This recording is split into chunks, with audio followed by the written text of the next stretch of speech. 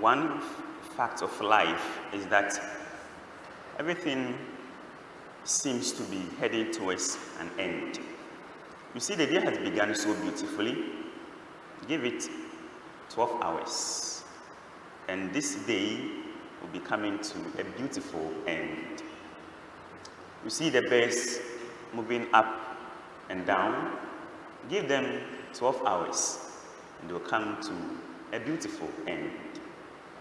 Everything in life is heading towards a beautiful end. Same with our liturgical year. We are in the ordinary season. We are supposed to do some 34 Sundays. Today is the 33rd Sunday. The church is reminding us that life, see this green color, which stands for life, is also heading towards an end. And even the gospel for today, Matthew 24, it is just 4 chapters to the end of the gospel of Matthew. So Jesus is even also working towards his end. And are you aware we are in November, the last month to end the year? So everything around us is reminding us that time and tide, as they keep saying, is not waiting for us. We have to make best use of every opportunity that comes our way. Some years ago, there used to be a program, I watched it somewhere, and on that program, once a week, someone will be selected among a lot of women and men on that show. And the person calls, some people call on the phone anyway to register in. But what happens is that the person wins $1,000. And so, when you win that $1,000, they will ask you, what do you want to do with it? You're not expected to save it.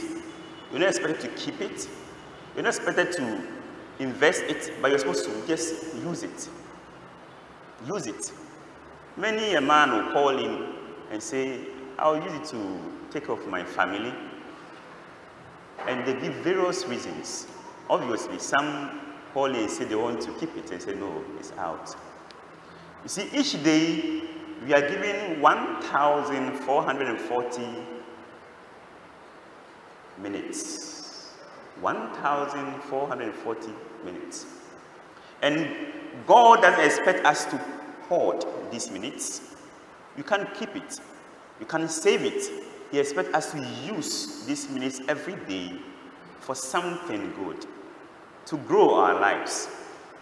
In the gospel that we heard, a man is leaving for a journey. Then he calls his servants.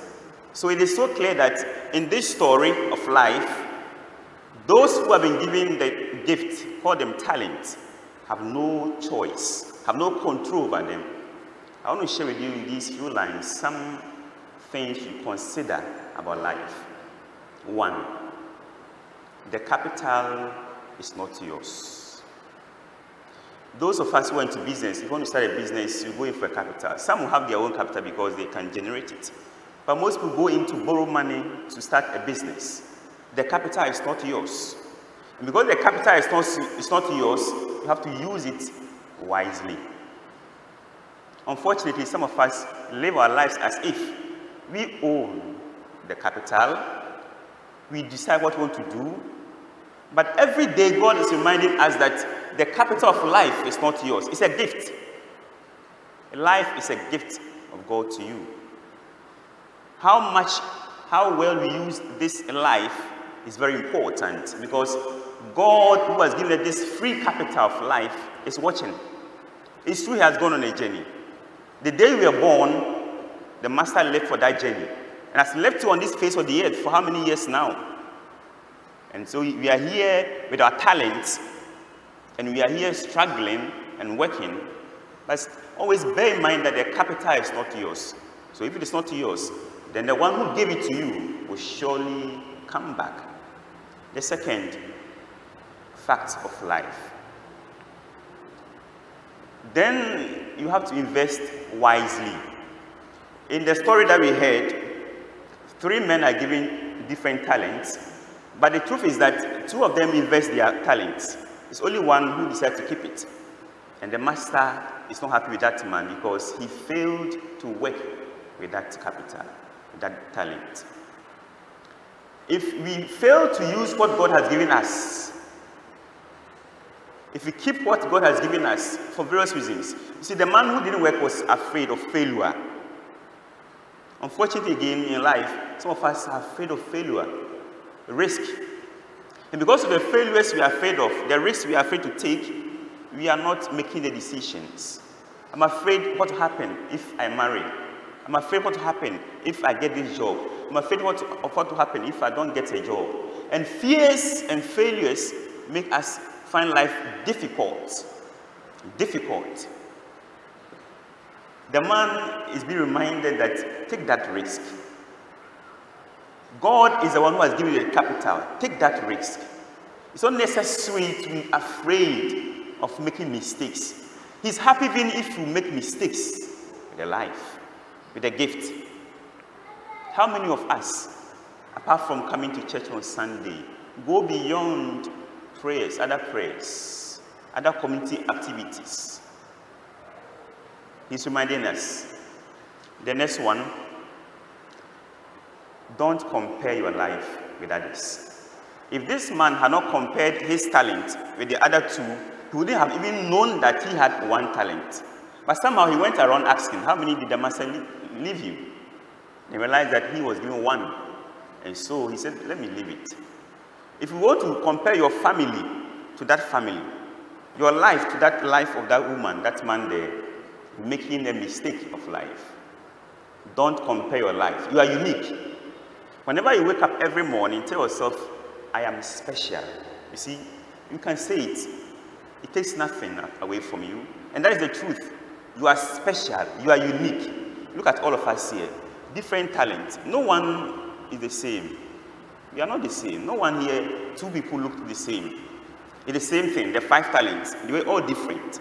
So it's giving us a picture that each person is different, each person is unique. Unique.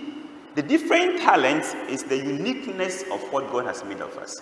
So if you are unique, why are you comparing yourself with her, to him? So let us bear in mind that life is not a race. It's not a competition between you and your friends, you and your sisters, you and your brothers. It is just you who is unique and special. I think when you see it this way, then you are encouraged to do something with what the Master has given you. It's very important that we avoid comparisons of life. The last one, for the sake of time, the Master will come for an interest. Yes, the Master will come for an interest. If you invest again your money in a bank, usually they have what they call the AGMs, annual general meetings. And at that meeting, you expect that being a shareholder, you are giving some dividends. Our life, the shareholder of your life is one person, God. God is the sole shareholder of your life. And at the end, he will come for his interest, call it his dividend. How much will you give him? He's not happy to come and say that you had nothing to render him. So let's always bear in mind that the investor, the shareholder, will come for his dividend, for his interest someday. And that should also encourage us to work and work hard. Life is serious. We don't have to waste time at all with what we have. As we finish off this year, already in November, the liturgical year, the church brings us closer to look at the life after. That no one here will be here forever. And since you are not going to be here forever, let's think of what will happen when the Master comes one day from his journey. He will surely come. He will return from the journey. But when he comes, he's coming for his dividend. He's coming for his interest. May your life be a gift to God. It is said that life is God's gift to you. What you do with your life becomes your gift to God. We pray that God give us the grace to see the beautiful talents we all have. Time. 1,440 minutes. The rich have the same. The poor have the same. Children have the same minutes. Adults have the same minutes. Look at that. So the master is not cheating you. He's not being unfair to you. He gives us all the same equal amount of time, the same minutes in a day. He's not being unfair. Look at your uniqueness and use what you have to glorify his name. And may whatever investment that we put into our lives one day make the master give us a double blessing. Amen.